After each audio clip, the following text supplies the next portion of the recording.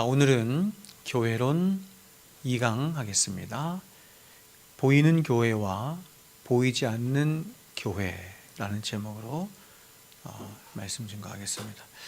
자, 우리가 지난 시간에는 교회의 정의를 봤죠. 교회란 무엇인가 하는 것을 살펴보았습니다. 교회가 무엇이었습니까? 교회는 구약의 칼, 에다, 구약의 교회를 지칭하는 단어가 히브리어로 칼 에다였고, 이 칼 에다를 그대로 받는 신학적 히브리어가 에클레시아, 이렇게 말씀드렸습니다. 칼도 에다도 에클레시아도 같은 뜻을 가지고 있는데 어떤 뜻을 가지고 있냐면 이런 뜻을 가지고 있어요. 교회를 이렇게 정의합니다. 교회란 하나님이 어떤 특정한 목적을 위해서, 여기서 특정한 목적이라고 하는 것은 하나님 자신의 영광을 위하여, 이렇게 말할 수 있죠. 하나님 자신의 영광이라고 하는 특정한 목적을 위하여 세상으로부터 불러내어, 그렇죠? 세상으로부터 불러내어 구별한 거룩한 무리들, 이것이 교회입니다. 그래서 이 교회를 성경에서는 여러 가지로 표현했는데 성전이다 이렇게 말하기도 했고, 성도라고 말하기도 했고, 그리스도의 몸이라고도 말했고, 또 요한계시록에서는 새 예루살렘이라고도 말했고, 또 진리의 기둥과 터다, 이렇게 여러 가지 표현으로 교회를 말하였습니다. 그래서 그러므로 이 교회는 이렇게 외형적으로 보이는 어떤 건물을 교회라 이렇게 말하지 않고, 성경적으로 말하는 교회는 구원받은 우리 각자, 우리 한 사람이 교회이고 성도이고 성전이며, 또한 그렇게 구원받은 무리들, 그 무리들을 교회, 이렇게 하는 것입니다. 그럼 이것을 제가 다시 종말론적이고 구원론적인 관점에서 다시 한번 살펴보겠습니다. 여러분, 이제 머지않은 날에 우리 주님께서 다시 재림하시면 아담부터 시작해서 이 세상에 태어난 모든 사람들은 한 사람도 예외 없이 주님 앞에 서게 될 것이고, 주님 앞에서 심판을 받게 될 것입니다. 그러면 그때는 모든 인류가 딱 두 부류의 사람으로 나누어져요. 세 부류, 네 부류, 그런 사람 없습니다. 딱 두 부류의 사람들만 나눠지게 되는데, 그중 한 부류의 사람들은 하나님과 함께 하나님이 예비하신 새하늘과 새 땅에서 영원히 살게 될 사람들로, 성경은 이러한 사람들을 교회다 이렇게 말하고, 성도다 이렇게 말을 하는 것입니다. 그리고 바로 이렇게 천상에서 완성될 교회가 유일한 참된 교회인 요한계시록에서 말하는 새 예루살렘 교회다 이렇게 말하는 거예요. 그래서 요한계시록에서 말하는 새 예루살렘은 어떤 걸 말하는 거냐면, 이제 천상에서 그리스도를 머리로 하여 완성된 그 교회, 그것을 새 예루살렘 교회 이렇게 말하는 거예요. 근데 이 교회는 우리 눈에 보이지 않기 때문에 이 교회를 우리 선조들은 이렇게도 말했습니다. 불가시적 교회, 눈에 안 보이죠. 그래서 불가시적 교회 이렇게 말하기도 했고, 또 그리스도를 머리로 하여 과거, 현재, 미래의 모든 구원받은 성도들이 함께 연합된 교회다라고 해서 이것을 우주적인 교회다, 영어로 유니버설 처치 이렇게 하죠. 우주적인 교회다, 혹은 사도신경에서는 이걸 뭐라고 했어요? 보편교회다, 홀리 캐톨릭 이렇게 불렀단 말이에요. 보편교회라는 말이에요. 보편적 교회라는 말이 홀리 캐톨릭, 이런 말이란 말이에요. 그래서 보편교회라고도 하고, 또 악의 모든 세력들을 이기고 승리한 교회이기 때문에 이 교회를 또 다른 말로 뭐라고 부르냐면 승리적 교회 이렇게 부르는 거예요. 그런데 이런 천상의 무리들과 반대로 자신의 죄 가운데 죽어서 결국 하나님의 심판을 받아 영원한 불못에 던져질 또 다른 무리들이 있는 거예요. 또 다른 무리들이 있는데, 성경은 이러한 무리들을 뭐라고 부르냐면 세상 이렇게 부릅니다. 세상 혹은 큰 성 바벨론 이렇게 말하는 거예요. 큰 성 바벨론. 그래서 우리가 요한계시록에 보면 요한계시록은 네 가지의 환상으로 다 이루어졌는데, 두 가지는 교회에 대한 환상, 두 가지는 이 세상에 대한 환상이에요. 그래서 첫 번째 환상이 교회에 대한 환상, 두 번째가 세상에 대한 환상, 다시 세 번째도 세상에 대한 환상, 네 번째가 교회에 대한 환상. 이게 끝나는 거예요. 이게 교회 요한계시록 간단합니다. 네 가지 환상으로 끝나는데, 그러면 교회에 대한 두 가지 환상과 세상에 대한 두 가지 환상이 어떻게 다르냐 이렇게 얘기할 때, 교회에 대한 두 가지 환상은 하나는 뭐냐면 예수님의 초림과 재림 사이에 있는 이 지상에 있는 모든 교회에 대한 환상, 그것을 7교회로 말했고, 두 번째 이제 맨 마지막 네 번째 보게 되는 환상은 뭐냐면 새 예루살렘으로 표현되는 이제 우주적인 교회, 이제 천국에서 완성될 교회에 대한 환상을 보는 거야. 그럼 세상에 대한 환상 똑같죠? 두 가지인데, 두 번째, 세 번째인데, 두 번째 세상에 대한 환상은 우리가 잘 알고 있는 일곱인, 일곱 나팔, 일곱 대접 환상이라고 하는 이 세상에 대한 심판에 대한 환상인데, 그럼 이 세상 어떤 때의 심판의 환상이냐? 그것은 바로 예수님의 초림과 재림 사이에 있어지는 이 세상에 대한 심판에 대한 환상, 이게 두 번째 심판이에요. 그럼 어떤 심판이냐? 그것이 일곱인 심판, 일곱 나팔 심판, 일곱 대접 심판. 요한계시록 기억나요? 자, 그리고 세 번째 심판이, 세 번째 환상이 또 어떤 환상이냐면 이번에 또 세상에 대한 환상이에요. 그럼 이 세상에 대한 환상과 두 번째 환상, 세상에 대한 환상이 어떻게 다르냐? 이 두 번째 환상은 아까 말씀드린 것처럼 예수님의 초림과 재림 사이에 있어지는 세상에 대한 심판에 대한 환상이라고 한다면, 세 번째 환상은 뭐냐면 궁극적인 세상이 하나님의 심판으로 심판받게 될 그 환상을 말하는 거예요. 그때 성경이 뭐라고 표현했냐면 이렇게 표현합니다. 무너졌도다, 무너졌도다, 무너졌도가 세 번 반복해요. 확실성을 말하는 겁니다. 확실성. 무너졌도다, 무너졌도다, 무너졌도다. 뭐라고 해요? 큰 성 바벨론이에요. 이렇게 말해요. 그러니까 세상이 완전히, 사탄이 지배하는 이 세상, 죄가 지배하는 이 세상이 완전히 하나님의 심판을 받을 것을 말하는 것입니다. 그러면 이렇게 우리 눈에 보여지지 않는 불가시적 교회 혹은 천상의 교회의 가장 중요한 특징이 무엇이겠어요? 그것은 이 천상교회에 속한 모든 성도들은 다 뭐라? 100% 구원받은 하나님의 백성들이다. 우리는 어디 교회에 속해 있어야 돼요? 천상의 교회에 속한 자들이 되어야 되겠죠? 천상의 교회의 가장 중요한 특징이 뭐냐면 100% 구원받은 자들이에요. 그 멤버들이. 근데 성경에 하면 이렇게 구원받은 사람들이 어린 양의 생명책에 기록되어 있고, 또 그 책을 하나님이 봉인하셨어요. 인봉하셨어요. 생명책 나오죠? 백보자 심판이 나오는데, 그 백보자 심판에 의하면 예수님께서, 그죠? 심판을 하시는데 생명책을 가지고 있어요. 생명책에 기록된 자는 다 구원을 얻으리라, 이렇게 말하거든요. 근데 그 생명책에 기록된 책이, 그 생명책이 인봉이 돼 있어. 아무도 볼 수가 없어요. 그리고 이 구원은 절대로 취소가 될 수가 없어요. 그러므로 이 교회는 주님 재림하시기 전까지는 아무도 볼 수 없을 뿐만 아니라 그 구성원이 누구인지 누구만 아신다? 오직 하나님만 아세요. 그 책을 인봉하신 하나님만 아시는 거예요. 그러나 이런 불가시적 교회 혹은 천상의 교회와는 반대 교회가 있어요. 비교되는 교회죠. 그것을 무슨 교회다? 우리 눈에 보이는 교회.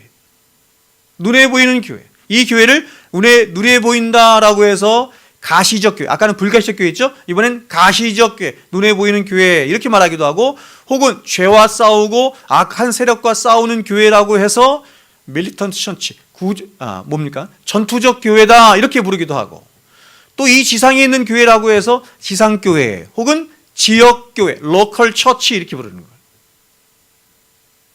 여러분은 이 세상에서 어느 교회에 속했어요? 사랑샘교회에 속했죠?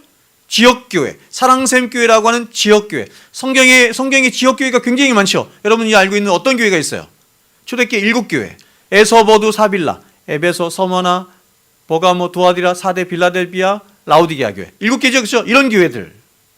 혹은 지상에 있는 지금 여러 교회들, 보이는 교회들 많죠? 사랑샘교회도 마찬가지고 이런 지역교회들이 있습니다. 지상교회, 전투하는 교회, 가시적 교회, 이렇게 말할 수 있는 거예요. 됐죠, 여기까지? 그러나 이러한 교회들은 아직 영적 전투 가운데 있죠. 영적 전투 가운데 있기 때문에 있는 교회들이고, 또 불완전한 교회예요. 완전한 교회가 아니죠. 이미 전쟁에서 승리한 교회가 아니고 아직 전투하는 교회이기 때문에 완전하지 않아요. 불완전한 교회이기 때문에 이 지상교회 안에는 보세요. 아까 천상교회와 달리 구원받은 백성들도 있고 구원받지 않은 백성들도 함께 섞여 있는 거예요. 즉 우리는 이 지상교회 안에서 교회 회원으로 함께 하고 있지만 우리가 장차 새하늘과 새 땅에 딱 가면 우리는 지상교회 안에서 보았던 사람들 가운데 보지 못할 사람들도 있다, 이런 뜻이에요. 어떤 면에서 굉장히 많아요. 우리 자신이 거기 가서 서로 못 볼까 두려워해야 되겠죠. 큰일 나는 거예요. 그래서 그런 말이 있잖아요. 천국에 갔더니 이 사람은 진짜 천국 갈 사람이었는데 천국 못 온 사람이 수두룩하고, 내가 생각할 때 저 사람은 구원받지 못할 것 같았는데 구원받은 백성들이 천국에서 보는 경우가 있다는 거예요. 근데 이 지상에서 저 사람은 정말 천국 갔을 것 같았는데 천국 못 간 사람들의 대표가 누구냐? 목사다, 이렇게. 그런 얘기 많이 있잖아요. 그래서 주님이 이것을 비유를 통해서 말씀했어요. 비유를 통해서. 어떤 비유? 여러분 생각나는 거? 알곡과 가라지 비유. 알곡과, 가장 대표적이죠. 알곡과 가라지 비유. 또 뭐예요? 양과 염소의 비유. 양과 염소가 같이 있어요. 또 그물의 비유, 이런 것이 있어요. 그물을 내려서 고기를 막 잡아. 고기를 잡았는데 거기서 실한 고기들은 나누고 실하지 않은 고기는 나누죠. 그물의 비유. 자, 여러분, 어떤 농부가 밭에 씨를 뿌렸습니다. 근데 그 밭에 가라지가 함께 자라고 있는 거예요. 농부가 가라지를 뿌렸을 리가 없죠? 농부는 알곡만 뿌렸을 뿐인데 이상하게 가라지가 자라요. 여러분, 농사 지어봤어요? 저 농사 지어봤는데 정말 신기해요. 나는 알곡만 뿌렸는데 가라지가 훨씬 많이 자라. 뽑아줘도 또 자라. 신기해요. 그리고 자라기도 얼마나 빨리 자라는지 모르겠어요. 그러면 우리는 질문을 갖습니다. 왜 이렇게 되었을까? 왜 이렇게 되었을까? 나는 알곡만 뿌렸는데 왜 가라지가 생겨났을까? 질문이죠? 이것에 대해서 주인은 이렇게 말합니다. 원수가 그렇게 하였다, 이렇게 말합니다. 주인이 대답하는 거예요. 알곡을 뿌린 주인이 원수가 그렇게 하였다, 이렇게 말합니다. 그러자 종들이 말합니다. 주님, 저것을 뽑아버리면 어떻겠습니까? 뽑아버리십니다, 이렇게 말하는 거죠. 그러자 주인이 뭐라고 말을 해요? 이렇게 말을 해요. 주인이 이르되 가만두라. 가라지를 뽑다가 곡식까지 뽑을까 염려하노라. 둘 다 추수 때까지, 파루시아, 주님이 다시 오시는 때까지 함께 자라게 두라. 추수 때에 내가 추수꾼들에게 말하기를 가라지는 먼저 거두어 불사르게 단으로 묶고 곡식은 모아 내 곡간에 넣으라 하리라. 신천지의 추수꾼이 여기서 나온 거예요. 추수꾼. 성경을 지네 마음대로 갖다 쓰는 거예요. 여러분, 여기서 밭은 넓게는 세상이라고 말할 수 있고, 그러나 본질적으로는 뭘 말하는 거예요? 교회를 말하는 거예요. 즉 교회 안에 뭐가 함께 섞여 있냐면 알곡과 가라지가 함께 섞여 있고 함께 자랄 수 있다는 거죠. 그러나 이 알곡과 가라지가 밭에 있는 동안에는 함께 있을 수 있어요. 밭에 있는 동안에는 함께 있을 수 있어요. 시편 1편에서도 굉장히 우리를 혼돈스럽게 하는 것 중에 하나가 뭐냐면 알곡이 아닌데 알곡처럼 생긴 게 있죠. 그게 뭐예요? 겨잖아요, 겨. 농촌에서 조금 잘하신 분은 알죠? 겨.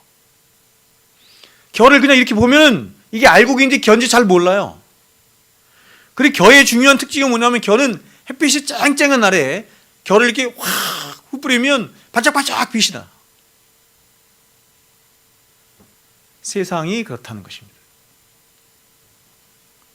그래서 이 겨가 알곡과 같이 있을 때는 보관해 두는 거예요. 보관해 두었다가 나중에 알곡을 다시 골라내는 때 겨는 불태워져 없어져요.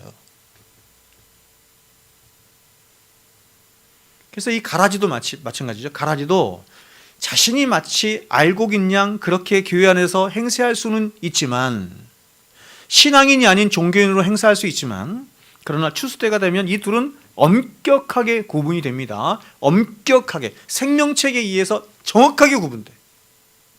알곡은 모아서 창고에 들이고 가라지는 묶어서 뭐예요? 불사른다. 이렇게 말해요. 불사르게 된다.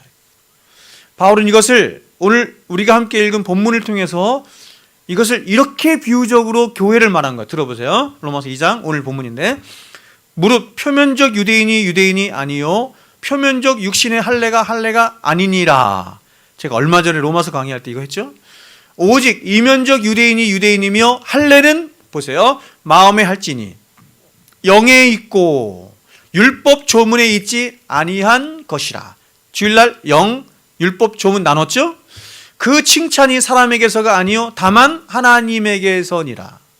여러분, 바울은 말하기를 유대인들 가운데 유대인이라고 하는 자들 가운데 두 종류의 유대인이 있다, 이렇게 말을 하는 거야. 두 종류의 유대인이 있다. 유대인들은 생각하기를, 자신들 스스로 생각하기를, 그런 혈통적인 유대인들을 생각했기 때문에 이런 유대인으로 태어나서 할례를 받아서 그들 백성으로 혈통적으로 있기만 하면 모두가 다 유대인이다, 이렇게, 모두가 다 유대인이라는 말은 모두가 다 하나님의 백성이다, 이렇게 생각을 했는데, 바울은 그렇게 말하지 않고 그러한 유대인들 가운데 알곡과 같은 유대인이 따로 있고, 이면적 유대인이 따로 있고, 쭉정이 같은 유대인, 표면적 유대인이 따로 있다, 이렇게 말합니다. 충격인 거죠. 이스라엘 백성들은 다 혈통적으로만 유대인이면 다 유대인이고 그것이 아브라함의 자손이고 그것이 하나님 백성이라고 생각했는데, 바울은 그렇게 말하지 않고, 야, 너희들 유대인들이라고 부르는데 너희들 다 아브라함을 너희들 믿음의 조상이라고 하지. 근데 너희들 유대인들 가운데 정말로 아브라함이 너희들의 조상인 사람도 있고 그렇지 않은 사람도 있어. 진짜 유대인도 있고 유대인이 아닌 자들도 있어, 이렇게 말. 그럼 표면적 유대인은 무엇입니까?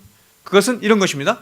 몸에만, 사도 바울에 의하면 몸에만 할례를 받은 유대인, 이렇게 말해요. 몸에만, 표식으로만. 그러나 바울은 말하기를 진짜 유대인은 이렇게 몸에만 할례를 받은 유대인이 유대인이 아니고 이면적 유대인이라는 거예요. 이면적 유대인이라고 하는 것은 뭐냐면 마음의 할례를 받은 유대인, 마음의 할례를 받은 유대인이 진짜 유대인이다, 이렇게 말하는 거죠. 그래서 바울은 골로새 2장 11절에 이렇게 또 말했어요. 또 그 안에서 너희가 손으로 아니한 할례를 받았으니, 사람의 손으로 아니한 표면적 할례가 아닌 다른 할례를 받았으니, 곧 이렇게 말해요. 육의 몸을 벗는 것이요 그리스도의 할례라.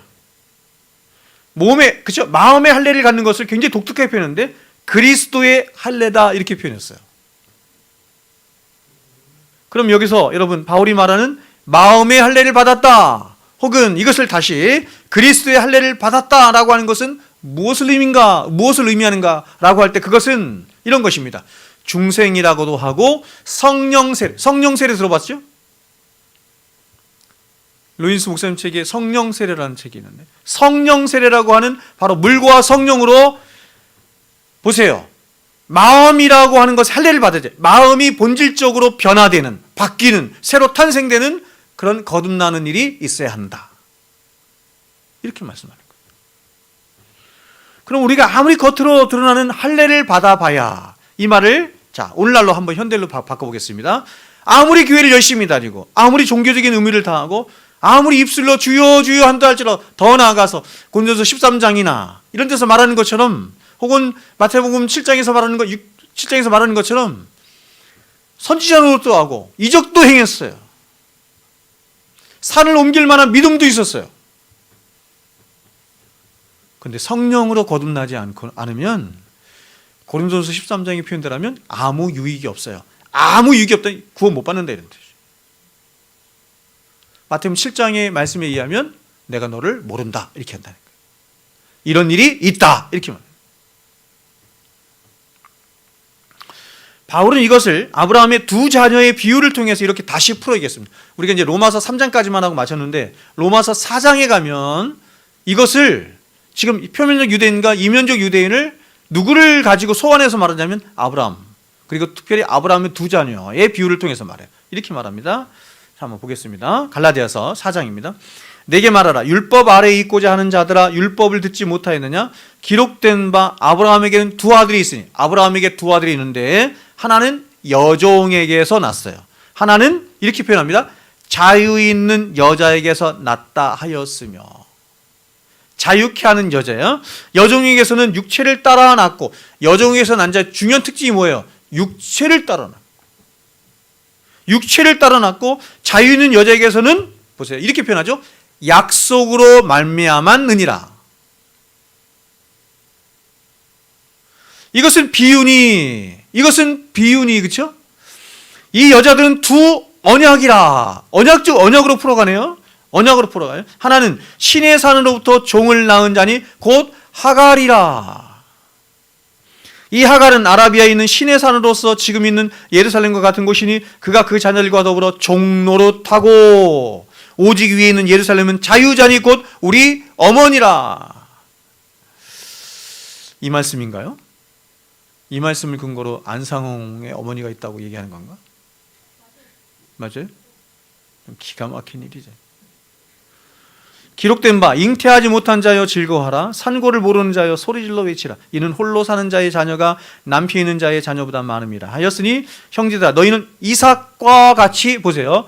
약속의 자녀라. 그러나 그때에 육체를 따라 난 자가 성령을 따라 난 자를 박해한 것 같이 이제도 그러하도다. 그래서 여러분 교회 안에서 박해가 먼저 일어나는 거예요. 교회 안에서 육체를 따라 난 자가 성령으로 난 자를 박해하게 돼 있어요. 교회 안에서. 세상이 아니에요. 그러나 성경이 무엇을 말하느냐? 여종과 그 아들을 내쫓으라. 그죠? 여종의 아들이 자유 있는 여자의 아들과 더불어 유업을 얻지 못하기 때문이에요. 그런지 형제들아, 우리는 여종의 자녀가 아니요 자유 있는 여자의 자녀니라.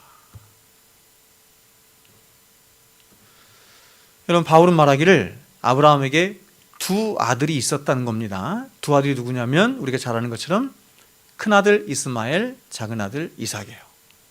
이스마엘, 이삭. 이스마엘도 이삭도 누가 낳았어요? 아브라함이 낳았습니다. 둘 다 분명히 아브라함이 난 아들들이고 이 둘 다 뭘 받았어요? 할례를 받았어요. 아브라함의 자녀라 일컫기에 히브리인이라 일컫기에 전혀 부족함이 없어요. 그런데 성경은 말하기를 이 둘은 본질적으로 완전히 달라 이렇게 말하는 거예요. 그러니까 여러분 히브리인들의 관점으로 보면 이스마엘이나 이삭은 달라야 같아요. 똑같은 거예요. 근데 사도 바울은 말하기를 그렇지 않다는 거예요. 완전히 본질적으로 다른 인류다 이렇게 말해요. 이 말은 아브라함이라고 하는 믿음의 조상에게서 났다고 해서 일부러 아브라함을 소원하는 거예요. 너희가 믿음의 조상이라고. 다 혈통적으로 아브라함에게서 난 자들은 다 구원받은 자라고 믿었던 유대인들에게 말하는 거니까. 그러니까 여러분 이렇게 혈통적으로 아브라함에게서 났다고 해서 이 말을 오늘날로 바꾸면 이렇게 말할 수 있어요. 어떤 사람이 기독교 집안에서 태어났고 또 교회를 열심히 다니고 종교적인 의무를 다한다고 해서 모두가 다 약속의 자녀가 아니다. 구원받은 하나님 백성이 아니다 하는 것입니다. 참 여러분 이러한 말씀은 굉장히 우리를 두렵게 하는 말씀이지만 성경이 이 부분을 너무나 자주 얘기해요. 분명하게. 이것을 제가 좀 더 자세히 풀어서 한번 설명해 보겠습니다. 여러분 이스마엘과 이삭이 있죠? 이스마엘과 이삭이 있습니다. 이 두 사람은 어머니가 달라요. 어머니가 달랐을 뿐 분명히 아브라함의 피, 그렇죠? 혈통을 이어받은 혈통적으로 같은 아브라함의 자녀들이고 한 가족이에요. 교회 안에 있다 이렇게 말하는 거야. 교회 안에 있다. 그리고 이들은 믿음의 조상 아브라함의 아들로서 함께 하나님께 모두했어요. 예배도 드리고 종교적이고 율법적인 의무도 함께 했을 거 아니에요. 아브라함이 하나님 앞에 가서 제사 드렸을 거 아니에요. 그때 이삭만 있었을까요? 아니죠. 이스마엘이 어떤 면에서 더 앞서서 했겠죠. 큰아들이니까. 그런데 우리가 아는 대로 이 둘 중 한 사람은 하나님께 복을 받은 언약 자손이 되었지만 한 사람은 버림을 받고 멸망의 자녀가 되었어요. 똑같이 아브라함의 피를 이어받은 아브라함의 혈통적 자녀들인데 한 사람은 하나님 백성이 되었지만 한 사람은 구원을 못 받았어요. 그러므로 여기서 우리가 알 수 있는 중요한 사실 한 가지가 무엇인가 하면 그것은 바로 하나님으로부터 의롭다 칭함을 받고 구원을 받은 것은 혈통적으로나 육체적으로 되어지는 것이 아니다. 이렇게 말해요. 그죠? 그래서 마태복음 16장에서 예수님께서 그렇게 말씀하시잖아요. 네가 그렇게 고백한 것을 주는 그리스도시요 살아계신 하나님의 아들이시며 이렇게 고백하니까 예수님께서 뭐라고 말씀하셨어요? 야, 그것은 혈육이 그렇게 하는 게 아니야. 혈통적으로 그렇게 할 수 있는 게 아니야. 이렇게 말하죠.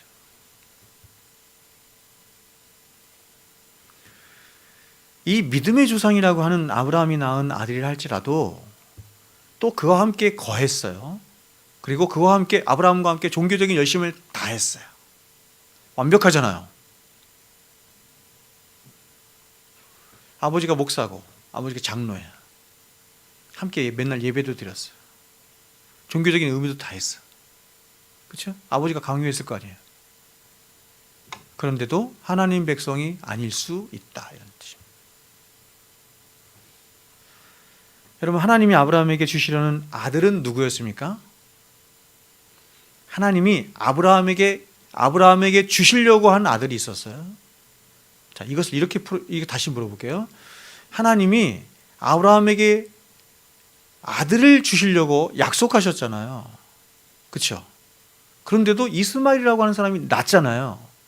그럼 그 자녀는 하나님이 주신 자녀예요? 아니면은 하나님의 의도와는 전혀 다른 자녀예요?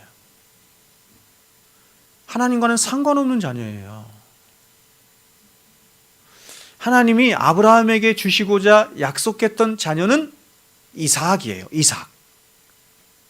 근데 이 이삭은 그냥 아들이 아니에요. 그러니까 여러분, 이삭을 통해서 우리는 뭘 알 수 있는 거냐면 하나님이 주시기로 한 자녀, 하나님의 자녀는 어떻게 되는 것인가 하는 것을 보여주는 거예요.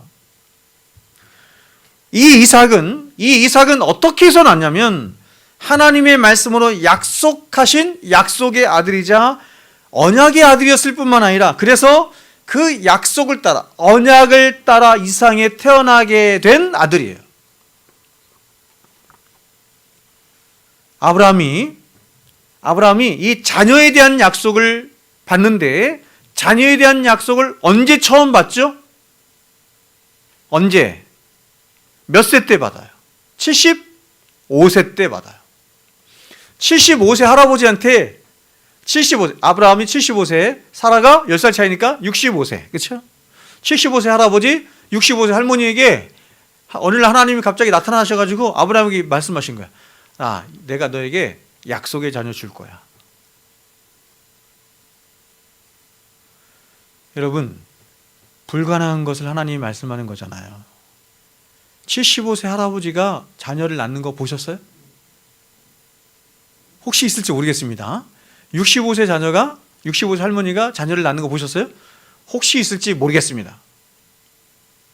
여하튼 첫 번째로 하나님이 나타나서 약속하신 때는 75세, 65세예요. 그러니까 여러분, 처음부터 하나님은 아브라함에게 주신 이 자녀에 대한 약속은 거의 이루어지기 어려운, 완전히 불가능한 건 아니지만 거의 이루어지기 어려운 그런 약속을 하신 거예요. 그런데 이런 아브라함이 이후에 몇 년을 기다려서 이삭을 낳게 되냐면 그 중간을 보면 아브라함이 계속 실망을 해.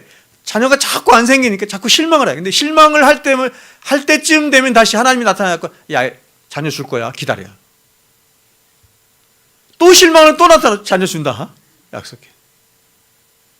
근데 못 기다리죠. 못 기다려서 중간에 태어난 게 누구다? 이스마엘이에요. 그래서 인간적인 방법으로 낳은 아들이 누구냐? 이스마엘이래요. 그리고 이 이후로 75세 처음 받았는데 25년을 더 기다려서 100세에 누구를 낳는다? 이삭을 낳아요. 100세. 하나님은 아브라함에게 여러 차례에 걸쳐 나타나셔서 이 자녀에 대한 약속을 하시고 하셨지만 결국 하나님이 이삭을 주신 때, 이걸 뭐야? 카이로스의 때는 거야. 하나님이 정하신 때는 아브라함이 100세, 사라가 90세예요. 왜 하나님이 그렇게 하셨어요? 왜 하나님이 75세 때 65세 때 줬으면 그거 어느 정도 가능하지 않을까? 이렇게 생각할 수 있는 여지가 있어서 완전히 불가능한 것 같은데 100세까지 하나님이 기다리신 거예요. 인간이 할 수 있는 모든 기대와 소망이 다 포기되어지는 때를 하나님이 몇 세로 정하셨느냐? 100세로 정하신 거예요. 이 100세라는 나이는 사람이 생각하고 근거하고 의지할 수 있는 모든 인간적인 방법이나 시도들이 다 기각되고 포기되어지는 때예요.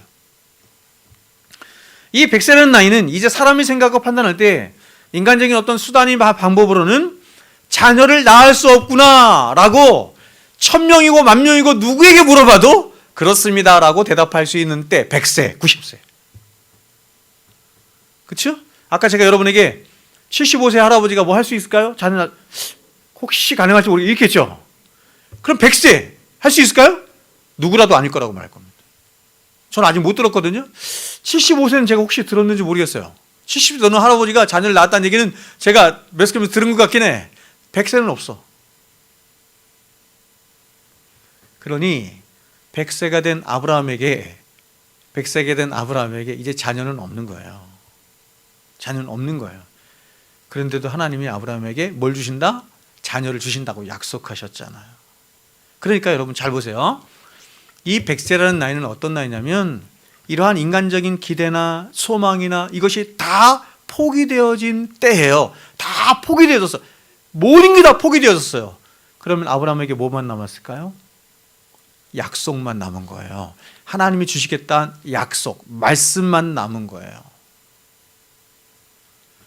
그러니까 이제 사람이 생각하고 근거하고 의지할 수 있는 모든 판단들이 기각되어지는 때,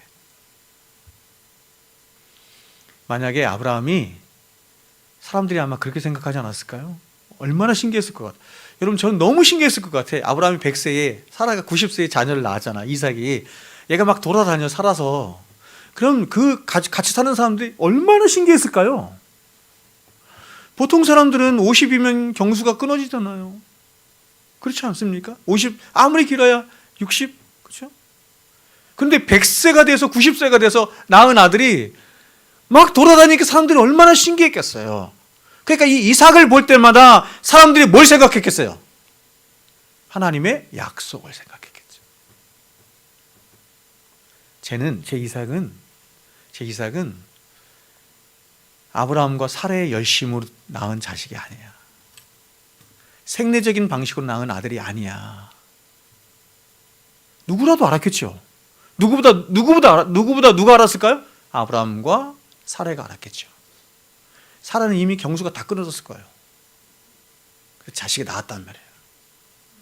하나님의 언약의 말씀이 기적을 일으킨 거죠. 기적. 아브라함과 사라의 몸에 기적을 일으켜서 마치 마리아가 성령으로 보세요. 마리아가 성령으로 예수님을 잉태하시듯이 사라가 기적적인 방식으로 자녀를 잉태해서 아들을 낳았는데 그 아들이 바로 이삭이었다는 거예요.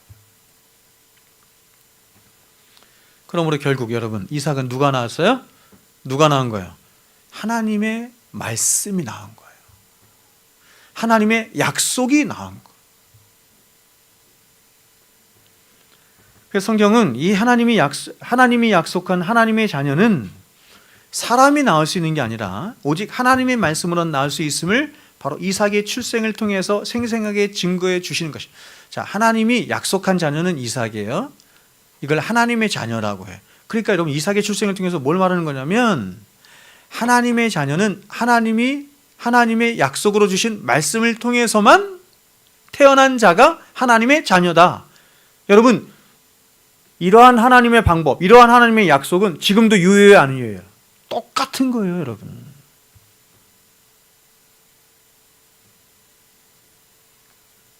여러분은 하나님의 약속이 낳은 자녀입니까? 아니면 이스마엘처럼 육신적인 방법으로, 생리적인 방법으로 낳은 자녀입니까? 이게 갈라지는 거예요. 이스마엘 보세요. 하나님의 말씀과는 상관이 없어요. 하나님의 말씀과 하나님이 이스마엘을 주시겠다고 약속한 적이 없어. 그냥 자연스러운 방식으로, 생리적인 방식으로 남녀가 사랑하는 방식으로 자신들이 원하고 자신들이 열심을 내고 어떤 자연 출생적인 방식으로 태어났어요. 그게 누구라고요? 이스마엘이죠. 우리가 다 어떻게 태어났다? 그렇게 태어났잖아요. 이스마엘처럼 그렇게 태어났잖아요.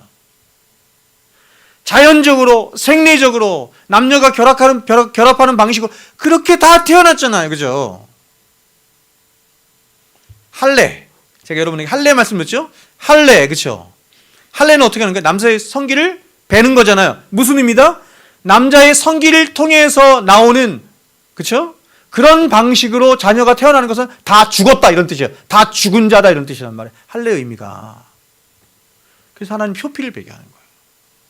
그런 방식으로는 하나님 백성이 될 수, 자녀가 될 수 없어. 이렇게 말하는 거예요.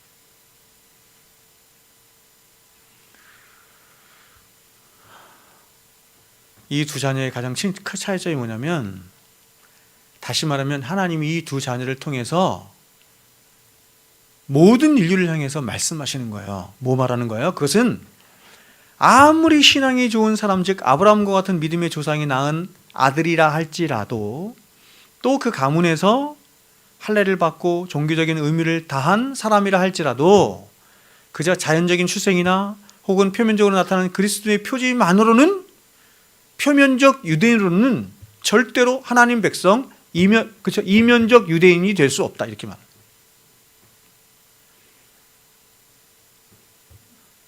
오늘날로 많이 바꿀 수 있죠? 오늘날로 바꾸면 이렇게도 말할 수 있어요. 신앙의 좋은 가문에서 이렇게 말하잖아요. 사람들이. 여러분 신랑 각시 고를 때도 그러지 않아요? 네?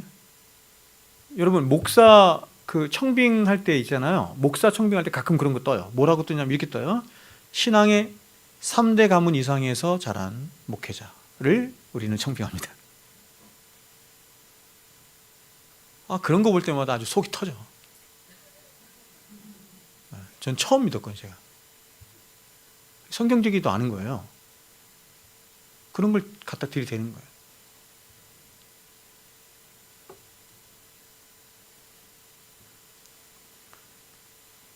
부모가 목사이고 장로이고 집사라고 해서 오랜 시간 교회를 다녔다고 해서 좋은 신앙의 교육을 받았다고 해서, 물론 이런 것이 훨씬 좋죠. 훨씬 유리하죠. 제가 말씀드린 것처럼. 그러나 그 자체로 하나님 백성이 될 수는 없어요. 목사고 장로고 집사 가정에서 태어났어요. 그런 신앙의 교육을 계속 받았어요. 오랜 시간 교회를 다녔어요. 그러면 은혜에 계속 노출되는 거 아니에요. 은혜에 계속 노출되는 거 아니에요. 그러나 여러분, 은혜에 노출된다고 해서 그 사람이 구원을 받는 건 아니에요. 제가 늘 말씀드리죠. 전도한다고 해서 그 사람이 구원받지 않아요. 기도한다고 해서 이루어지지 않아요. 전적인 하나님의 특별 은혜가 있어야 하는 거예요. 그 얘기하는 거지. 그럼 어떻게 하나님 백성이 될 수 있냐? 그것은 바로 하나님의 말씀으로, 이렇게 하는 거예요. 하나님의 말씀으로 다시 태어나는 일, 즉 중생이라고도 하고 거듭남이라고도 하는, 다시 말해서 그리스도 안에서 다시 태어나는 신비적인 새 창조의 일이 있어야 하나님의 백성이 될 수 있다. 이게 성경적인 원리예요. 그러면 하나님의 말씀으로 태어나지 않은 사람은 절대 하나님의 언약 백성이 될 수 없습니다. 자, 여러분, 오늘 성경은 아무리 아브라함의 자손이라고 해도 이스마엘처럼 하나님과 상관없는 사람들이 이 땅에 셀 수 없이 많아질 것이다. 이렇게 말씀하는 거예요. 눈에 보이죠? 눈에 봐요, 우리가. 다른 말로 하면 단순히 부모의 신앙이 좋다는 사실 하나만으로, 또 세례를 받고 어떤 종교적인 의미를 다하는 것만으로 하나님의 백성이 될 수 없다. 굉장한 경고죠. 교회를 향해서 하나님 지금 말씀하시는 거야. 야, 너희들 교회 안에 가라지가 섞여 있어. 이스마엘이 섞여 있어. 너희 중에 장로도 있고 목사도 있고 수십 년 동안 교회를 다녔지만 너희들 중에 하나님 백성이 아닌 자들 너무 많아. 거듭나지 않은 자들. 경고하여 말씀하는 거죠. 여러분, 오늘날 교회 안에 이런 사람들 얼마나 많이 있는지 모릅니다. 그렇죠? 얼마나 많이 있는지 몰라요. 그리고 이스라엘 백성들이 범했던 것처럼 오늘날도 똑같아. 이런 헛된 것을 붙잡고 마치 자신이 구원받은 하나님의 백성인 양 스스로 착각하는 경우가 얼마나 많이 있어요. 이스라엘 백성들이 자신들이 하나님 백성이라고 하는 근거를 붙잡았던 게 혈통적 유대인이야 라고 하는 것. 우리는 율법을 가졌어. 우리는 성전이 있어. 우리에게는 선지자도 있고 우린 제사장도 있어. 다. 성경은 그걸로 아니라잖아요. 그렇죠? 그럼 어떻게 돼요? 마음의 할례를 받아야 된다는 거예요. 지금도 똑같다는 거예요. 바로 하나님의 말씀과 성령으로 기적적으로 다시 거듭나는 일, 다시 태어나는 일. 그래서 이걸 새 창조라고 하는 거예요. 새 창조. 지금 우리는 창조죠. 창조. 근데 성령 안에서 성령으로, 말씀과 성령으로, 물과 성령으로, 물과 성령으로, 말씀과 성령으로 다시 태어나는 일이 있어야 한다. 이것을 보여주는 게 이삭의 출생이에요. 이삭이라는 사람은 이 세상의 방식으로는 절대로 이 세상에 태어날 수 없어요.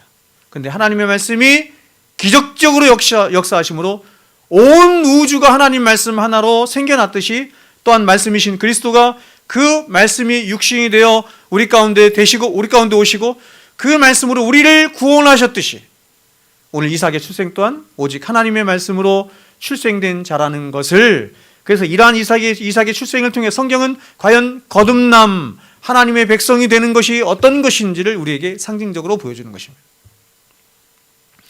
여러분, 우리는 이삭이에요, 이스마엘이에요? 이스마엘과 같은 존재라는 거예요, 성경이. 우리의 출생 자체는 다 이스마엘처럼 태어났다는 겁니다. 이스마엘과 같이 여러분, 이스마엘이라고 하는 뜻이 들락이라는 뜻이에요. 들락이의 특징을 한번 잘 생각해 보세요. 구원받지 못한 자의 특성을 들락이를 통해 성경이 말하는 거예요.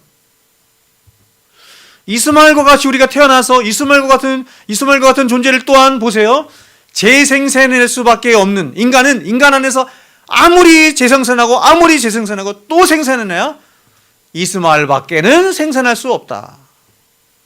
그래서 태어나면서부터 이스마엘로 태어나서 이스마엘적인 기질과 이스마엘과 같은 본성과 이스마엘과 같은 삶의 방식으로 태어나서 그렇게 살다가 그렇게 죽고 멸망해 가는 존재가 모든 인류다, 이렇게 말하는 거죠. 절대로 이삭이 될 수 없어요. 절대로 인간적인 어떤 방식으로는 이삭이 될 수 없어요. 그런데 이런 저와 여러분 안에 하나님의 말씀이 임하여 물과 성령으로 거듭나는 기적과 같은 일이 일어나게 된 것입니다. 이것을 거듭난다, 다시 태어난다, 새 창조되었다, 이렇게 말합니다. 중생한 자들에게 나타나는 표지가 뭐냐? 여러분, 중생한 자들에게 나타나는 표지가 뭐야? 굉장히 많죠. 네? 이제 우리가 성경 공부 시간에 배우고 있잖아요. 예수를 믿는다는 것, 예수를 믿는다는 사람들 안에 나타나는 표지들 쭉 얘기할 겁니다. 신앙감정론에서 말하는 것처럼 신앙감정론의 한쪽 면을 쭉 차지하고 있는 것, 구원받은 사람들 표지. 여러분, 그것을 한마디로 요약하면 이런 것입니다. 전인격적인 변화인데 그 중에서 가장 중요한 게 뭐냐면 이렇게 말할 수 있어요. 가장 중요한 인식의 변화예요. 그러니까 여러분, 하나님을 알지 못했을 때, 중생하지 못했을 때는 갖지 못했던 새로운 인식의 변화가 두 가지가 생기는 거예요. 여러분, 세상 사람들에게는 이 인식의 변화가 없어요. 두 가지가 뭐예요, 여러분? 두 가지가 뭐예요? 세상 사람들에게 없는 새로운 인식의 변화가 구원받은 하나님 백성들에게 생기는 거예요. 두 가지가 뭐예요? 첫째는 자기 자신에 대한 새로운 인식. 자기 자신이 뭐예요? 피조물이고 죄인이라는 인식. 두 번째는 하나님에 대한 인식이에요. 하나님에 대한 인식이에요. 그 하나님에 대한 인식을 누구를 통해서 갖게 됐어요? 예수 그리스도를 통해서 갖게 된 거죠. 그래서 그분이 중보자죠. 예수 그리스도의 십자가를 통해서 내가 피조물이고 죄인이라는 것도 깨닫고, 예수 그리스도의 십자가를 통해서 하나님이 어떤 분이라는 것도 깨닫게 되는 거예요.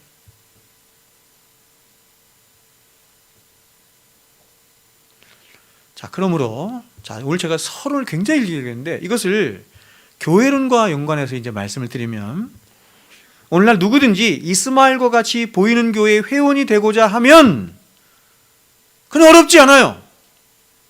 구약시대의 할례와 같은 오늘날로 말하면 세례받고 교회 출석하고 종교적인 의무만 다하면 되는 거예요. 그건 이스마엘이에요. 이것은 어디까지나 표면적 유대인입니다. 이름뿐인 그리스도인이에요. 이거를 뭐라 그래요? 이런 사람들을 명목적 신자다 이렇게 얘기해요. 많이 들어봤죠? 명목적 신자.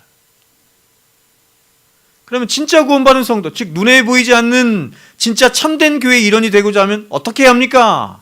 바로 예수 안에서 물과 성령으로 다시 태어나야 한다. 그렇다면 여러분, 교회에 대한 이러한 생각이 저와 여러분에게 주는 의미가 과연 무엇입니까? 그것은 교회론적으로 이제 설명하는 겁니다.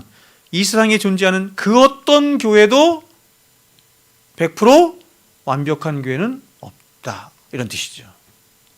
교회는 항상 누구와 누가 섞여 있다? 이스마엘과 이삭이 함께 섞여 있다. 그 순도면에서는 다릅니다. 제가 다시 말씀드린데 순도면에서는 다르지만 여하튼 지상교회 안에는 항상 이삭과 이스마엘이 섞여 있다. 완전한 교회는 이 세상의 심판이 이루어진 후에 우리가 영원히 살게 될 새하늘과 새 땅에서 비로소 이루어지게 되는 것이지, 이 땅의 교회들은 늘 참된 신자와 그렇지 않은 거짓된 신자들이 함께 공존해 있는, 그래서 늘 불완전해요. 구약의 교회를 보면, 구약의 교회, 그렇죠? 민족적 교회였잖아요, 그렇죠? 여러분, 구약에서 하나님이 당신의 백성들을 부를 때 뭐라고 불렀어요? 당신의 백성들을 부를 때 뭐라고 불렀어요?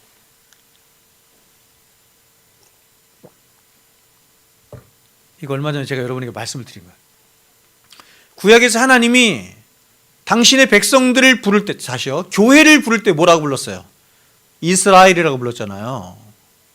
이스라엘아, 그렇죠? 나중에 야곱아 이렇게 부르기도 하고, 이스라엘 백성, 그래서 이스라엘 백성이에요, 그렇죠? 그러니까 구약의 교회는 민족적 이스라엘이에요. 그러나 여러분, 민족적 이스라엘이 애굽에서 나올 때부터 순수 이스라엘 백성들만 있지 않았죠. 그리고 출애굽해서 계속해서 광야를 지나서 가나안 땅에 들어갈 때까지 계속 천국에 들어가는 거잖아요. 이 모든 여정에 순수 이스라엘 백성들만 있었던 적이 있었어요, 없었어요? 한 번도 없었어요. 순수 이스라엘 백성들 중에서 그 민족적 이스라엘 이탈한 사람들도 있었고 이방인 중에서 들어온 사람도 있었어요. 구약의 말씀을 보세요. 그런데 그들을 가리켜서 뭐라고 부른다? 이스라엘아, 이렇게 부른다.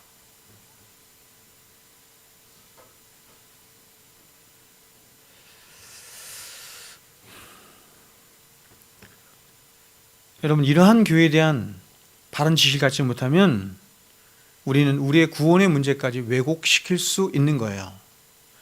이런 왜곡된 심각한 교회론에 대한 오해가 저는 오늘날 한국교회 전반에 있다고 생각해요.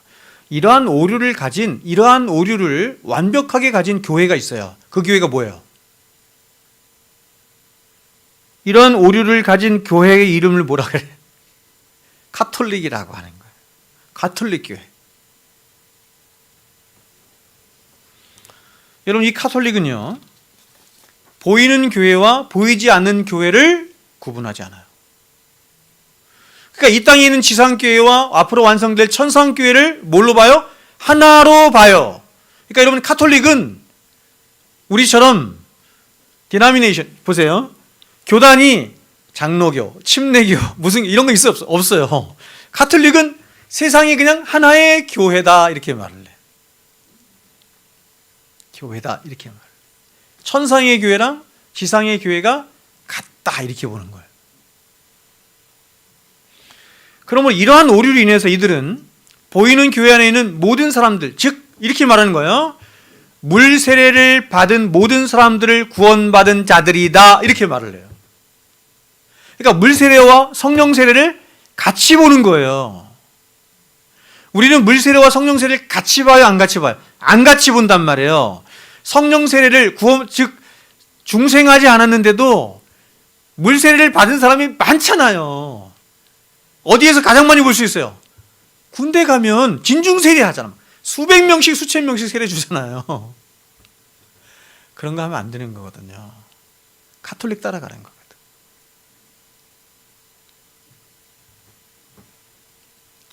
그래서 여러분, 이 가톨릭은요, 구원받은 신자의 가장 절대적인 표가 뭐냐 이렇게 갈 때 그들은 세례라고 말해요. 세례, 물세례라고 말을 해요.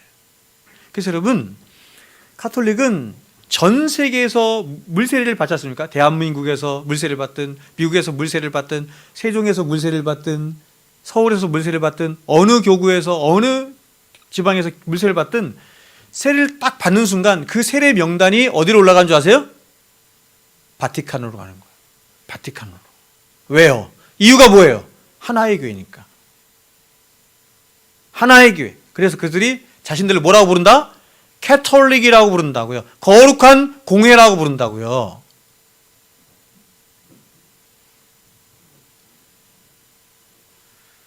여러분, 이런 생각은요, 지금 유대인들이 범하고 있는 육신의 할례만 받으면 하나님 백성이 될 수 있다고 여긴 그런 유대주의적 구원론의 발상과 똑같은 발상이에요. 그렇죠? 여러분, 우리가 알다시피 예수님에게 12제자가 있었습니다. 이 12제자들은 그 당시 예수님을 따르던 수많은 제자들 가운데 예수님이 뽑고 또 뽑고 뽑아서, 그러니까 여러분, 예수님을 따르는 무리들은 굉장히 많았어요. 근데 그 제자들 중에서 더 핵심 제자들이 있었어요. 그 핵심 제자들 무슨 제자라고 불러요? 70인 제자라고 아시죠? 그래서 70인 제자를 파송하잖아요. 근데 그 70인 제자 중에서 또 뽑고 뽑아서 그 제자가 누구다? 12제자예요. 12제자를 뽑을 때요, 예수님이 밤이 맞도록 기도하세요. 밤이 맞도록 기도하여 12제자를 뽑으십니다. 그러니까 이들은 교회 중에 교회고 성도 중에 성도예요. 그래서 오죽하면 이렇게 말하죠. 사도들과 선지자들의 터 위에 세워진 게 교회다, 이렇게 말할 정도예요. 여기서 선지자는 구약의 선지자를 말하는 건 아닙니다. 신약에 있던 직분을 받은 선지자가 있어요. 여하튼. 그런데 여러분, 놀랍게도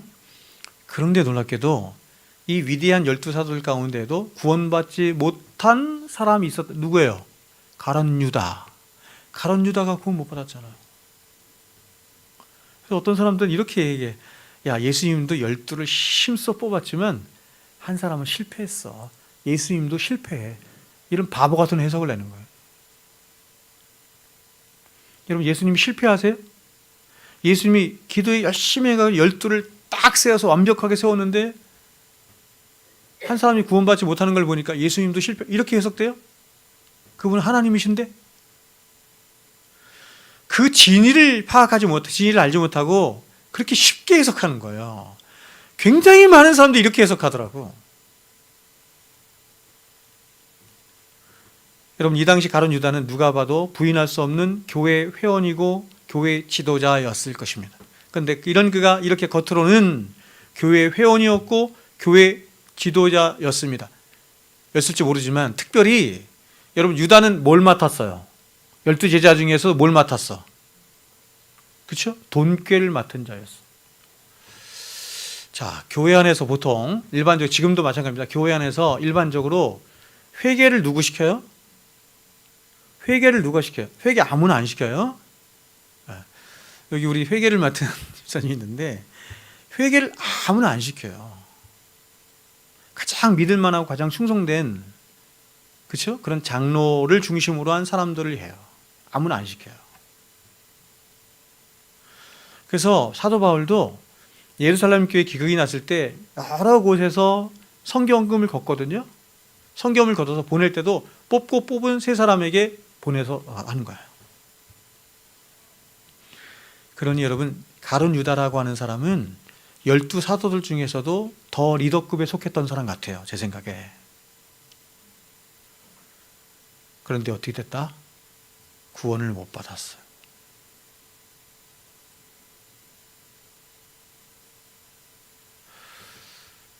무서운 일이잖아요. 여러분, 이렇게 주변에서 그런 얘기 듣죠? 어떤 장로님인데, 어떤 권사님인데, 응? 제가 지난번에 강릉 갔을 때도 집사님한테 내가 들었네. 세종에서 함께 교제하던 권사님이었는데 하나님 앞에 그렇게 오랫동안 기도했는데 안 이루어지는 거야. 너무너무 막 삶이 피폐해지는 거야. 돌아가셨는데 돌아갈 때 예수님 부인하고 죽었대요. 예수님 부인하고 죽었대. 내가 믿는 예수는 그런 예수일 수가 없다. 나를 이렇게 비참하게 하는 부인하고 죽었대. 저는 이렇게 비록 작은 교회를 목회하는 사람인데 제가 목회하면서 벌써 5명 봤어요. 나는 그 예수님이 아닙니다 하고 교회 떠나는 사람 5명 봤어요. 5명. 놀라운 일이죠. 저도 엄청 두렵습니다. 저도 끝까지 갈 수 있을까 내가? 내가 끝까지 갈 수 있을까? 하나님이 나를 이렇게 사용하시고 나중에 버리는 거 아니야? 나 구원 못 받는 거 아니야? 발람처럼.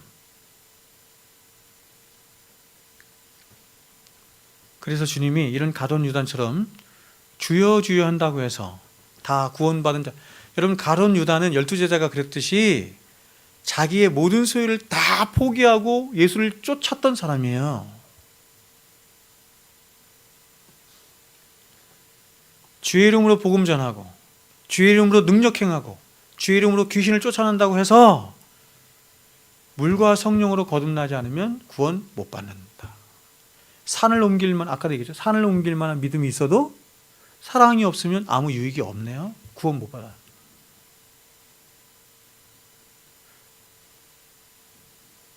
근데 로만 가톨릭은 보이는 교회와 보이지 않는 교회를 일치시키므로 이러한 구원론에 대한 심각한 오해와 왜곡을 불러 일으키고 있는 것입니다. 그래서 여러분, 이런 구원론 때문에 가톨릭 신자들 중에서 1년에 절기 때만 교회 가는 사람도 있어요. 이 사람들은 물세례와 성령세례를 함께 보기 때문에, 그렇게 생각하기 때문에 나는 이미 내 이름이 저 바티칸에 올라가 있는 이상 나는 구원받은 하나님 백성이라고 생각해서 평소 때 교회 안 가. 성당에 안 가다가 절기 때나 이런 데 한 번씩 가는 거야. 근데 이 사람 자신이 가톨릭 신자고 구원받았대.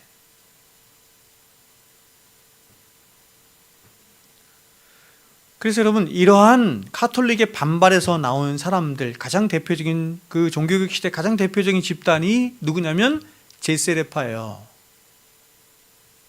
아나바프티스트라고 하는 제세례파예요.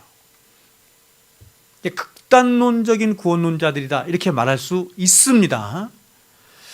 이들이 바로 제세례파인데, 이 사람들은 지상에 있는 교회들 중에서도 100% 구원받은 하나님의 백성들로 구성된 교회가 있을 수 있다, 이렇게 생각한 거예요. 여러분, 있을 수 있다라는 것과 있기를 바란다는 것은 다르죠. 그래서 이들은 자신이 만드는 엄격한 신앙의 잣대를 가지고 이 사람은 구원받지 못한 사람인 것 같다라고 하면 잘라버리고, 이게 선교단체들에서 하는 건데, 자신들이 생각하는 회심의 분명한 흔적이 있는 사람들만 모여서 우리는 교회를 이루고 그렇게 신앙 고백한 사람들에게만 우리는 세례를 준다, 이러니 이게 아나바프티스트들이에요. 그래서 이들은 오직 자신들만 진짜 교회고 진짜 성도들이라고 여김으로 다른 교파들은 다 정죄하고 인정하지 않는 거야. 우리만 교회다, 이렇게 생각하는 거야. 전라도가 우리나라 조선 8도 중에서 복음화율이 가장 높은 데가 전라도거든요. 근데 전라도 중에서도 전라북도가 제일 높아요. 전라북도가 한때 높을 때는 40%가 넘었어요. 40 몇 프로가. 전라북도의 한 어디 마을인가 읍인가, 그런데 거기는 100%가 다 교회를 다녀. 100%. 그런 데도 있어요. 그럼 그 사람들 다 구원받았을까요? 여러분, 이런 제세례파적인 생각 또한 오류인 거예요. 우리는 성경이 말씀하는 바를 겸손히 받들어야 합니다. 우리는 주님 오시는 그날까지 이 땅에 존재하는 모든 교회들은 다 불완전해요. 그래서 섞여 있어. 알곡과 가라지가 함께 섞여 있습니다. 그래서 이렇게 불완전한 교회이기 때문에 우리는, 자 보세요, 어떻게 해야 되냐면 끝까지 참아주고, 끝까지 기다려주고, 끝까지 사랑해주고, 포기하지 않고 그 사람을 위해서 기도하고. 그래서 칼빈이 이 지상에 있는 교회를 뭐라고 불렀냐면 어머니와 같다, 이렇게 말하는 거예요. 안상홍이 말하는 어머니하고 달라요. 어머니와 같다 이렇게 얘기하는 거예요. 왜요? 어머니는 제가 봐도 달라. 자식 키우는데 다르더라고. 아버지가 어머니 다르더라고. 엄마는 계속 그냥 오냐 오냐 참아주고 기다려주고 품어주고 그렇더라고. 그런데 여러분, 또 다른 잘못된 생각과 방식으로 교회를 다시 왜곡시키고 변질시키는 일들이 일어나고 있습니다. 현대에 특별히 그 가운데 가장 대표적인 교회를 이렇게 말을 해요. 마케팅 교회 이렇게 불러요. 마케팅 교회 들어봤어요? 제가 성경국 시간에 자주 얘기하죠. 마케팅 교회. 즉 이들은 말하기를, 잡으세요, 어차피 교회 안에는 구원받은 자도 있고 구원받지 못한 자들도 있기 때문에 무조건 사람들을 많이 교회로 끌어들이는 것이 교회의 가장 중요한 목표다 이렇게 말해요.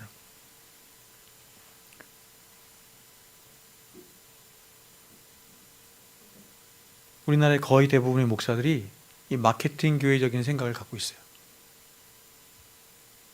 그래서 이들은 말하기를, 잘 보세요, 사람들이 교회에만 올 수 있으면 교회에 많이 모이는 게, 어차피 교회에는 가라지도 있고 알곡도 있으니까 교회만 들어올 수 있다고 한다면 교회는 어떤 수단이나 방법도 다 사용할 수 있고, 반대로 사람들 교회 안에 들어오도록 하는데 방해가 되는 것이 있다고 한다면 그것이 아무리 교리고 말씀이고 한다 할지라도 우리는 그렇게 하지 않아 이렇게 생각해요.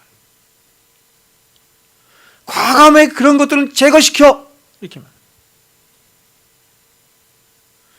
예전에 제가 청소년 사역할 전도사 시절에 사랑의 교회에서 SS 보고서라고 하는 책을 낸 목사님이 엄청난 이 주일학교의 부흥을 자기가 경험했고 미국 가서 몇 년 동안 공부하는 동안, 그래서 한국 교회에 이 엄청난 대변혁을 일으키겠다라고 해서 책을 쓴 게 SS 변혁 보고서야. 그리고 거기서 세미나가 열렸어요. 제가 세미나 갔습니다. 세미나를 갔더니 딱 이 얘기를 하는 거예요. 이 마케팅. 세릴백인 이런 데서 배워갖고 와갖고 하는 얘기가 이렇게 하는 거예요. 오늘날 사람들이 얼마나 빠르고 얼마나 이렇게 막 그쵸? 긴 거 이런 거 못 참고 이런 사람들인데, 그리고 이런 애들인데, 이런 애들에게 내 주를 가까이 하려 하면 이런 찬송 부르면 되겠냐? 그런 찬송 이제 앞으로 부르지 마라 이렇게 하는 거예요. 예배 시간에 그런 찬송 부르지 말라는 거예요. 비트가 있고 빠르고 이런 거 부르라.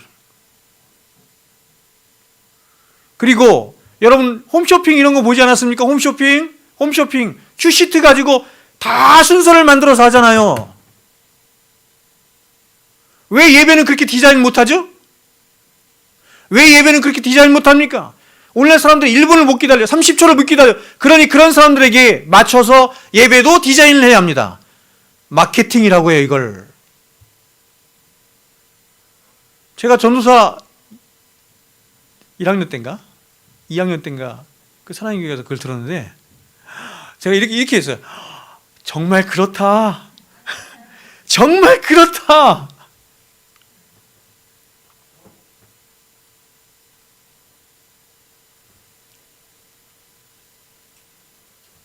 그런 책들 다 찢어버려야 돼. 베스트셀러가 됐거든요, 우리나라에서. 그래서 사람들은 교회 안으로 사람들을 끌어들이기 위함이라고 한다면 사람들은 다 좋아요. 그래서 사람들이 이제 하나씩 허용하기 시작한 거예요. 세상에 있는 것들. 사람들이, 보세요. 사람들이 좋아하는 것이라고 한다면, 사람들을 교회로 끌어들일 수 있는 거라면, 신비주의도, 심리학도, 엔터테인먼트도, 실용주의도, 세상 어떤 정신도 얼마든지 우리는 끌어들일 수 있다라고 하는 생각이고, 반대로 사람들이 싫어하는 것들 혹은 사람들의 감정을 상하게 할 수 있는 그런 어떤 죄인이 심판이니 지옥이니 하는 그런 이야기들은 하지 말고, 십자가의 복음 또한 거친 십자가, 고난의 십자가는 어차피 얘기를 해야 되는데 그런 십자가 말하지 말고 영광과 형통과 축복의 십자가로 변질시켜버린 것입니다. 제가 그 큰 교회 처음 부임해서 갔을 때 그 목사님이 나를 딱 앉혀놓고 얘기했어요. 처음으로 말한 게 그거였습니다. 그때 제가 강수했는데, 유강도사 어디 가서 신방 갈 때 절대로 성도들 책망하려거나 가르치려고 하지 마라. 무조건 축복만 하는 거다. 무조건 축복만 하는 거야. 그래서 제가 설교 1년 정직 먹었잖아요. 그래서 그런 설교 한다고 정직 먹었잖아요, 1년 동안.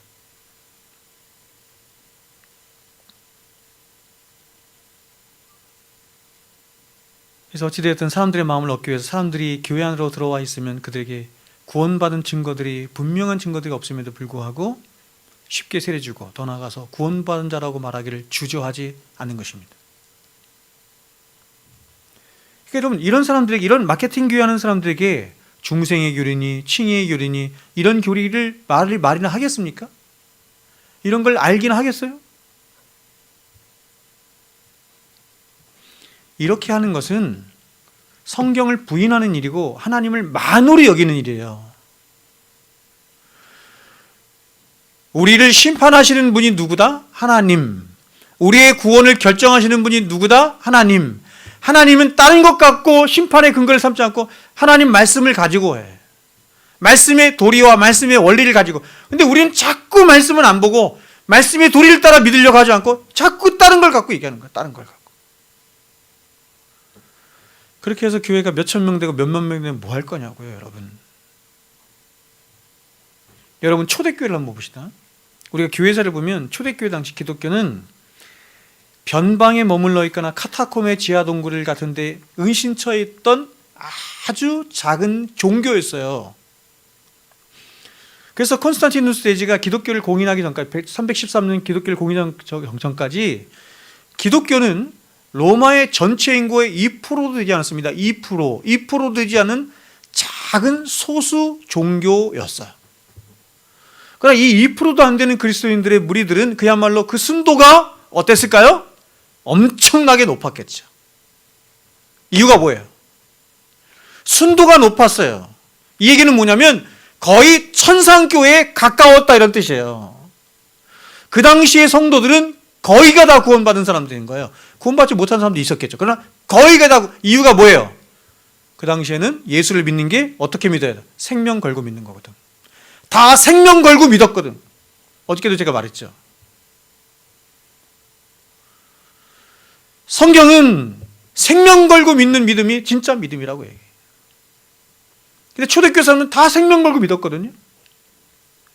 어저께도 말씀드렸지만 그러면 지금은 사람들이 생명 걸고 믿을까요? 생명 걸고 믿지 않을까요? 생명 걸고 믿는 사람도 있고 생명 걸고 믿지 않는 사람도 있는 거예요. 누가 많다? 생명 걸고 믿지 않는 사람이 훨씬 다수고 훨씬 많아요. 왜요? 시대 사조가 그렇거든요. 그러니까 너무나 많은 사람들이 그렇게 믿으니까 그렇게 믿어도 되는 그런 사조가 있거든요. 생각들이 있거든요. 기독교 신앙을 오해시키고 왜곡시키고 삐뚤게 했거든요.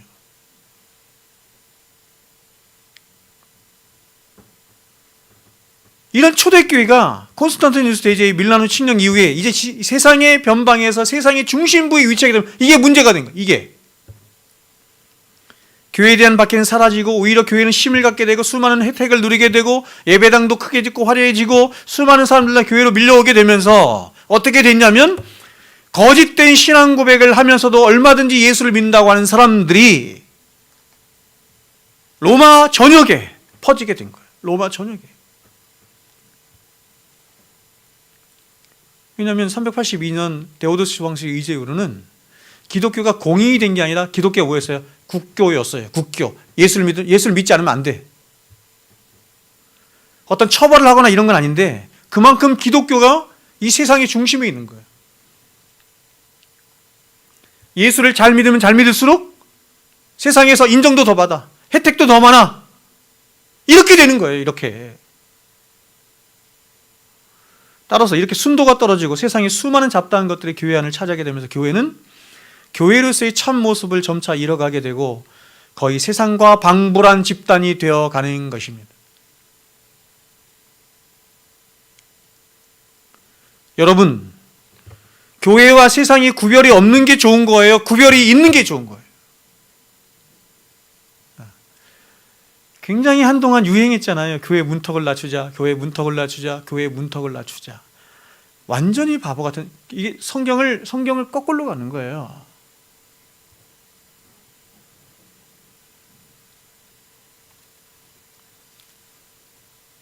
여러분, 저는 오늘날 조국교회의 모습이 이 중세교회를 크리스덤 처치 이렇게 부르거든요.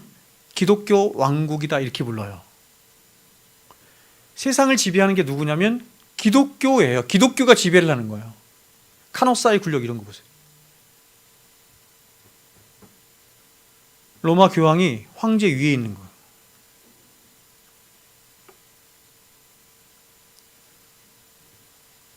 바른 진리가 사라지고 온갖 세상의 정신들과 인본주의만 난무하는, 그래서 십자가 복음도 사라지고 하나님의 영광도 퇴색하며 오직 은혜, 오직 예수 그리스도의 복음이 아닌 어느 미국 대통령의 말의 구호처럼 이제 교회가 of the people, by the people, for the people를 외치는 그런 사람들의 왕국이 되어버린 교회가 되지 않았나 하는 생각을 합니다.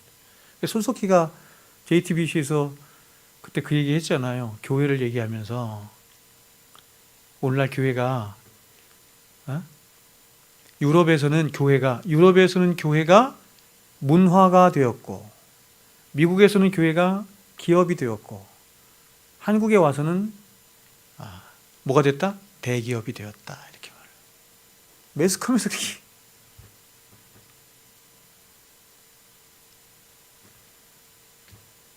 여러분, 교회는 그 누구의 것도 그 누구를 위한 조직이나 단체도 아닙니다. 주님은 이 땅에 교회를 세우시며 말씀하셨죠? 내 교회 이렇게 말씀하셨습니다. 교회는 주님의 교회입니다. 그렇게 이 땅의 모든 참된 교회는 오직 주의 영광만을 위해 존재하며 교회의 모든 존재의 목적 역시 오직 주님께만 맞추어져 있어야만 하는 것입니다. 그래서 주님 앞에 부르심을 받은 모든 목사들은 자신의 정체성을 늘 확실히 하는데, 그것은 오직 솔라스크립트라, 오직 성경이 말씀하는 그 교회. 왜요? 주님의 교회니까. 우리들의 교회이고 사람들의 교회라고 한다면 우리끼리 합의하면 돼. 주님의 교회이기 때문에 주님의 말씀을 따른 오직 성경이 말씀하는 그 교회, 주님이 주인 되시는 교회, 그래서 오직 하나님께만 영광이 되는 교회, 이걸 항상 염두에 두고 목적해야 돼요. 사람에게 비유 맞추는 게 아니라 하나님의 영광에 초점을 맞추고 하나님 말씀이 원하는 대로 몇 사람이 오든 사람들이 어떻게 하든 용기를 가지고 목사는 그렇게 할 수 있어야 되고, 이 교회를 함께 이루어가는 성도들 여러분도 역시 그렇게 해야 할 줄로 믿습니다. 이상의 완전한 교회는 없습니다. 그러나 성경이 말씀하는 그 완전함이 저와 여러분이 이루어야 할 삶의 이유인 줄 알고 늘 우리 스스로를 내려놓고 분투하며, 그렇게 저와 여러분 한 사람 한 사람이 벽돌이 되고 몸이 되고 지체가 되어서 그리스도의 몸된 교회를 이뤄나갈 수 있어야 하리라 생각합니다. 목사만 하나님 말씀에 능한 자가 되지 않고 여러분도 말씀에 능한 자가 되어야 하는 것처럼, 목사도 교회 몸의 일부일 뿐이고 여러분도 교회 몸의 일부로서 함께 주님의 교회를 이루어가야 할 줄로 믿습니다. 기도하겠습니다.